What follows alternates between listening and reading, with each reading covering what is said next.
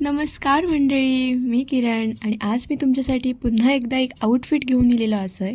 आणि ह्यो आउटफिट असा स्क्रॅचपासून म्हणजेच कापडांपासून.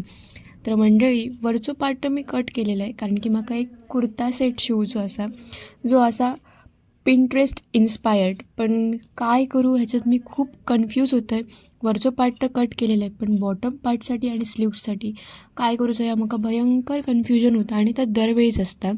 सो मी बसले स्लीव्स कटिंग करू आणि तुम्ही बघू शकतात माझी किती गडबड असता, कारण की हा असा एकतर सुळसुळीत म्हणजे सॅटिनचा कापड जा कधीच सेट होत नाही माझ्याकडनं, उभ्या आयुष्यात जाऊक नाही, गेल्या 3 वर्षात पण जाऊक नाही.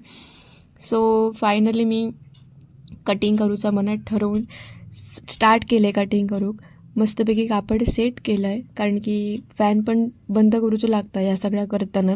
आणि माझा मेजरमेंट घेणारा कोण नसल्यामुळे मीच माझा मेजरमेंट घेतला आहे. आणि तुमका ह्यावेळी नवीन स्लीव्सची डिझाईन बघूक मिळतली असा, कारण की मी मस्त अशी डिझाईन करते असं आहे जी असा पिंट्रेस्टवरून कॉपी पेस्ट केलेली. सो मी मस्तपैकी स्लीवचा मार्किंग केलं आहे आणि बसलं आहे बॉटम कट करू. सो मी खूप विचार केल्यानंतर बॉटमचं कटिंग करते असं आहे. आणि मी खूप कन्फ्यूज होते की बॉटममध्ये काय करू. माका फ्लेअर्ड प्लाझो स्टिच करूचो होतो, पण काय करू ह्यो विचार करून फायनली मी प्लाझोच कट केलेले असे. पण तो असा नॉर्मल प्लाझो, कारण की फ्लेअर प्लाझोचा म्हाका कन्फ्युजन होता थोडा की कसा कट करू कारण की अजून म्हाका प्रॉपर स्टिच करूक येत नाही. सो मी प्लाझोचा कटिंग केलेला असे, तुमका दाखवते असे मी या क्लिपमध्ये.